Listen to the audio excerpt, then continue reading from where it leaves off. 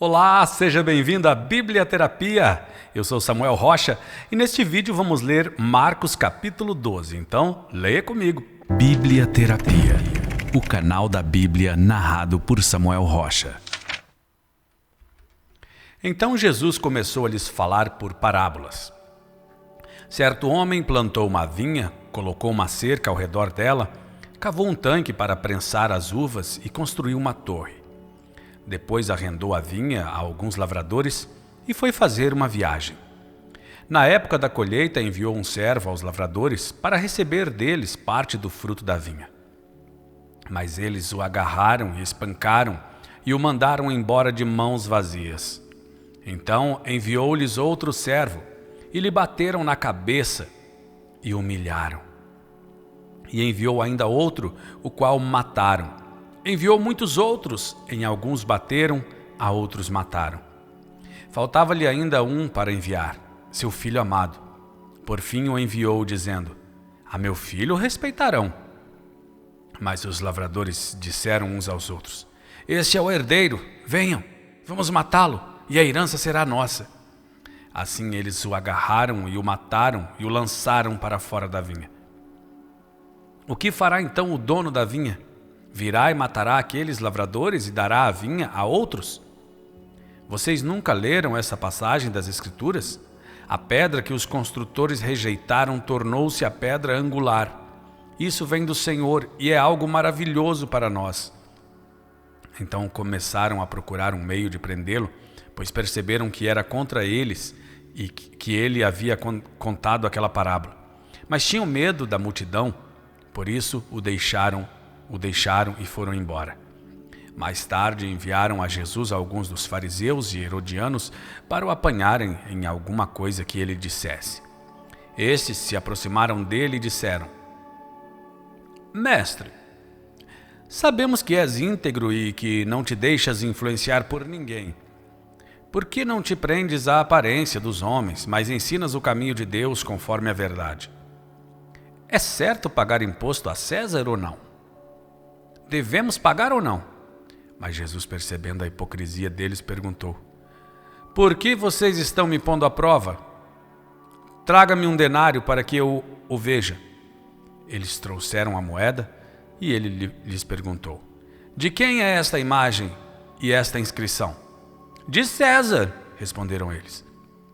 Então Jesus lhes disse: Deem a César o que é de César e a Deus o que é de Deus. E ficaram admirados com ele. Depois os saduceus, que dizem que não há ressurreição, aproximaram-se dele com a seguinte questão: Mestre, Moisés nos deixou escrito que se o irmão de um homem morrer e deixar sua mulher sem filhos, este deverá casar-se com a viúva e ter filhos para seu irmão. Havia 7 irmãos. O primeiro casou-se e morreu sem deixar filhos. O segundo casou-se com a viúva, mas também morreu sem deixar filhos. O mesmo aconteceu com o terceiro. Nenhum dos 7 deixou filhos. Finalmente morreu também a mulher. Na ressurreição, de quem ela será esposa, visto que os 7 foram casados com ela? Jesus respondeu: Vocês estão enganados, pois não conhecem as Escrituras nem o poder de Deus. Quando os mortos ressuscitam, não se casam, nem são dados em casamento, mas são como os anjos nos céus. Quanto à ressurreição dos mortos, vocês não leram no livro de Moisés, no relato da sarça, como Deus lhe disse: Eu sou o Deus de Abraão, o Deus de Isaque e o Deus de Jacó? Ele não é Deus de mortos, mas de vivos. Vocês estão muito enganados. Um dos mestres da lei aproximou-se e os ouviu discutindo.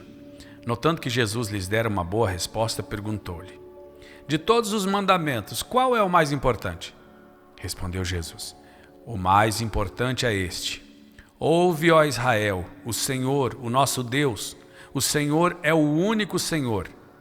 Ame o Senhor, o seu Deus, de todo o seu coração, de toda a sua alma, de todo o seu entendimento e de todas as suas forças. O segundo é este: ame o seu próximo como a si mesmo. Não existe mandamento maior do que estes. Muito bem, mestre, disse o homem. Estás certo ao dizeres que Deus é único e que não existe outro além dele. Amá-lo de todo o coração, de todo o entendimento e de todas as forças, e amar ao próximo como a si mesmo é mais importante do que todos os sacrifícios e ofertas. Vendo que ele tinha respondido sabiamente, Jesus lhes disse: Você não está longe do reino de Deus. Daí por diante, ninguém mais ousava lhe fazer perguntas. Ensinando no templo, Jesus perguntou: Como os mestres da lei dizem que o Cristo é filho de Deus, que o Cristo é filho de Davi? O próprio Davi, falando pelo Espírito Santo, disse: O Senhor disse ao meu Senhor: Senta-te à minha direita, até que eu ponha os teus inimigos debaixo de teus pés. O próprio Davi o chama Senhor. Como pode então ser ele seu filho? E a grande multidão o ouvia com prazer. Ao ensinar, Jesus dizia: Cuidado com os mestres da lei. Eles fazem questão de andar com roupas especiais, de receber saudações nas praças e de ocupar os lugares mais importantes nas sinagogas e os lugares de honra nos banquetes. Eles devoram as casas das viúvas e, para disfarçar, fazem longas orações. Esses receberão condenação mais severa.